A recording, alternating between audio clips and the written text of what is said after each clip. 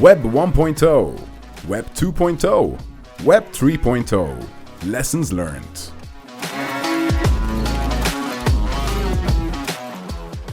Thank you. We're gonna play a video. My personal mission, not only in life, Quick but here commercial. today, is simply to empower you, to empower others, to be happy. Today we have an extraordinary opportunity because we can reach about 1/8 of the world and change the world in one simple day. If I can empower you, or at least 1,000 of you today, in order to empower another 1,000 people, to empower another 1,000 people to be happy, 1,000 times 1,000 times 1,000 is 1 billion people, about 1/8 of this universe. 1/8 of the world can be empowered to be happy. There's nothing more important in life than to be happy. And I'm going to teach, through my journey, lessons of happiness. It's really simple, of how to make a lot of money, help a lot of people, and have a lot of fun. My definition of happiness is really simple. It's the enjoyment of the consistent, everyday, persistent, without quit, pursuit of your potential.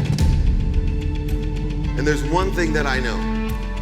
Happy people don't have disease. They don't destroy, right? They don't have to, they're amazing. Happy people don't do bad things. Number one, you have to be happy to give it to other people. And if you're not feeling happy, then go ask for help. Ask for help. Ask somebody, can you please help me? This is what I need to be happy. But today I came with expectation to like feel that energy today, because I just was like, if I could just get here to listen to your story today, you know, that would inspire me. I just really want to say thank you, you know. That's why I came back, because it was just to come back at least to say thank you. You know, you might not have been where I'm at right now, but you know, your story still inspired me regardless. All of you live in the world of more than enough, with me and through me. And so if all of us can live with gratitude, empathy, accountability, and effective communication, if all of us can consistently, every day, persistently, without quit, enjoy the pursuit of that blessing, that potential, that truth, we can manifest everything we desire. And if I can empower you to be happy, to empower others to be happy, that's what makes me happy. Thank you very much. All right, thank you so much, everyone, for listening to that. It's the lessons learned from Web 1, 2, and 3. And in order to learn lessons from Web 1, 2, and 3, you have to be old, because you had to have been alive when they started Web 1. There's a couple of things I want to start with about lessons themselves. I speak around the world trying to empower people to make a lot of money, help a lot of people, and have a lot of fun. And one of the lessons I've learned about going to conferences like this is there's two types of people in the audience: those who sit there with their arms crossed, writing down nothing, and those who write down everything. And both of those types of people get the same amount out of a speech. One of the lessons I've learned about lessons is that the best thing to do is to write down or reposit lessons that resonate with you. Don't write down everything, don't write down nothing, but if something resonates with you, it's an indicator to raise your awareness that that may be important to you. Intuition has no logic or reason or analysis tied to it other than raising your awareness.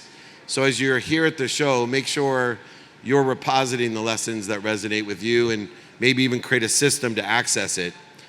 As I get into Web 1.0, 2.0, and 3.0 and the lessons learned, one of the greatest lessons that I've learned is there's 3 capabilities of the web, and that's where the money's made. It's also where the money's lost. The first capability of the web is simply in hardware. Most challenging part of the web is hardware, because we never know where and how it's going to be marketed and distributed, and there's so much competition, especially within the context of our own business and time. So most people may think they know who the biggest competitor, for example, to Apple's hardware is. Well, it's actually Apple, unless some of you have an iPhone 4 on you. Apple has to contend not only with everyone else in the hardware space, but they have to compete against themselves. So hardware's the first way we can monetize the web. Historically, with Web 1, 2, 2.5, and you'll find out in 3, there'll be some big players in the hardware space. Most of the players in the hardware space today won't be around, just like they aren't around from Web 1. The second area is accessibility or application. And application is the second area in which you can monetize the web. And this area has always been the creative area. This is the most biggest area of longevity. So that's why you'll see tons of different platforms that existed in Web 1. They'll be the leaders in Web 3, just like they were in 2. So if you're looking to understand the future of the web, hardware with this timing and risk tolerance, applications, software, and then finally, connectivity.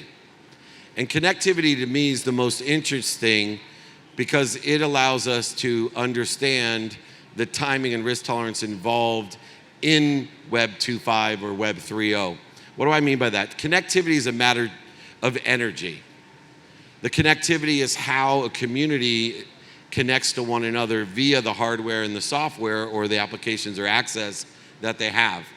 3 characteristics of energy or connectivity are critical in understanding how to monetize the web. 1, energy aggregates on itself. So if we understand energy aggregates on itself, then we'll understand how a community is formed, how inertia and momentum is formed, and how certain investments may be over or underestimated because of the energy or connectivity of the hardware and the software or the access that you have. And so you'll see bubbles created because of the connectivity in Web 1, right? I mean, Web 1, when I started with it in 1992, out of law school, I told my mom I wasn't gonna be an oil and gas litigator. I was gonna work in the internet. My mom literally told me the internet's a fad, it'll never last. What are you doing? Be a real lawyer, make some money. I actually got to present. I was blessed to be an executive with a company called Westlaw, which in 1992, I got to present to the Supreme Court of the United States. And Justice Scalia told me when I presented Westlaw to the Supreme Court, he said, "Excuse me, son." He said, "Nobody will ever be able to do research on the internet. You need books." This is a matter of connectivity. It's not a matter of hardware or software. It's a matter of understanding how energy aggregates on itself. And when energy first starts or connectivity first starts or the marketing and branding of technology starts, it starts to aggregate. And sometimes the biggest leaders are going to be the ones that are resisting the aggregation of the new forms of connectivity. How we connect to information, how we connect to one another, how we connect to sports and entertainment, whatever it may be. So to understand the first characteristic of energy, aggregation, is critical in understanding connectivity. The second characteristic of energy is the one that creates the market and the acceleration in the market, and it's the compounding effect.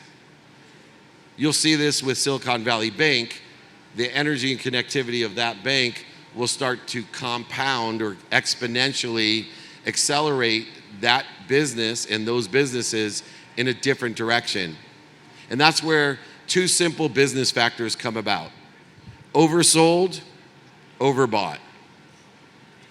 That's how simple business is, and that's why one of the lessons of 1, 2, and 3 of the web is that things, when they compound on themselves, they get overbought or oversold. And if anyone has an historical analysis of business, that's where the margins of millionaires are made, when things are overbought and oversold. And if you can be aware of and recognize when things are overbought or oversold, you can create extraordinary legacy wealth for yourself. Extraordinary wealth. We used to say it was the margins of millionaires. I would almost venture to say through this next 5 to 7 years, it'll be the margin of billionaires. Those people that have prepared for what's going to be oversold, right? We've overbought the technology. Now we're overselling the technology. And that's why you end up with a situation like the speaker who was up here before, with all those great brands that were overbought and then oversold. That's the second characteristic of energy. So it aggregates and compounds. Here's the scary one. The third characteristic of energy is acceleration.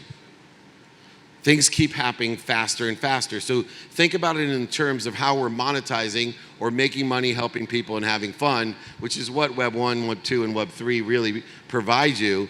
If they accelerate faster and faster, then it's more difficult to make the decision or have the awareness of when things are overbought and oversold, because they get overbought so quickly and they get, unfortunately, oversold even quicker.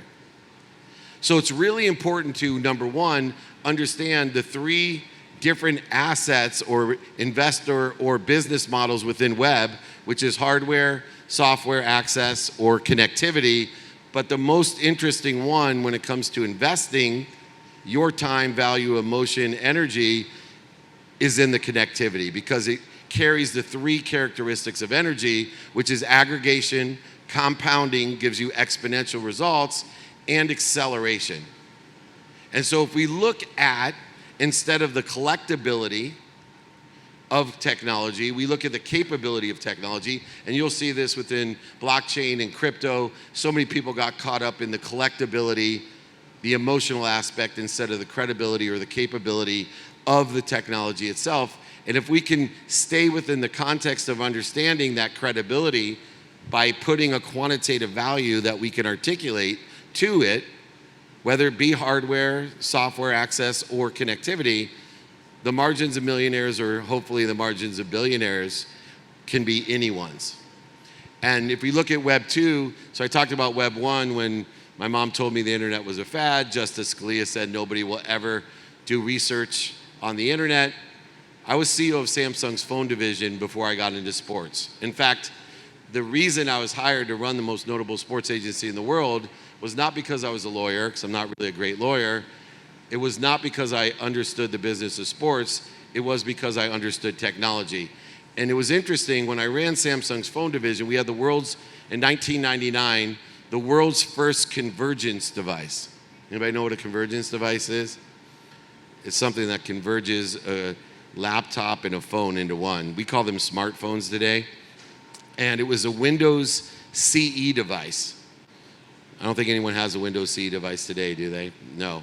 And people told me as CEO, as we raised hundreds of millions of dollars for this division of Samsung, that it was too expensive and too big. Well, that seems like a hardware problem. We actually had a different problem than a hardware problem. We had an access problem through the software that was available, but most importantly, we had a connectivity problem, because battery life didn't last very long and the network couldn't hold very much data. And so I remember telling people in 1999, someday you'll have a phone like this one, but much better, and you'll speak around the world in full duplex color for free. And they laughed at me just like Justice Scalia laughed at me with Web 1, and my mom laughed at me with Web 1 as well. And here we are today. Web 1 still exists. 99% of the companies don't exist. Web 2 still exists. 99% of the companies don't exist. But the 1% that understands the characteristics of this business and are aware of how things get oversold and overbought within the web are extremely successful, and they're here to stay. And that's what I want you to look at when we look at Web 2.5 and Web 3.0. Look at the capabilities today and how they're applicable to the hardware, to the access, and most importantly, to the connectivity or the energy of that value of whatever the business, product, brand, solution, or service you're connecting to Web 2.5 or Web 3.0. And if you do that, one of the things that I know about being consistent and persistent in understanding things is when you are consistent and persistent, you learn to love what you do. You learn to love your business, product, solution, service, brand, whatever it may. And I know you've heard, if you love what you do, and I know what you're thinking, you'll never work a day in your life. That's not the real value of loving what you do. when you know, when you understand and have the awareness of how to make a lot of money, help a lot of people, and have a lot of fun, when you love what you do, it will tell you all its secrets. And that's where the margins of millionaires are made. By the people that are consistent and persistent in the pursuit of providing value to others and be able and capable of articulating that value within the context of hardware, software access, or connectivity and energy. I promise you, if you enjoy the consistent, persistent pursuit of your potential, you will make a lot of money, you can help a lot of people, and have a lot of fun. In other words, be happy. And I promise if you're happy, that'll make me happy. I appreciate everyone. Thank you so much. I'll be doing a book signing next to the Gamify in the executive lounge over there, the Platinum Lounge, 1 o'clock. I'd be happy to sign books and take pictures. If you want to boost my ego, I'd appreciate that. And if not, enjoy the show. Take care. Thank you.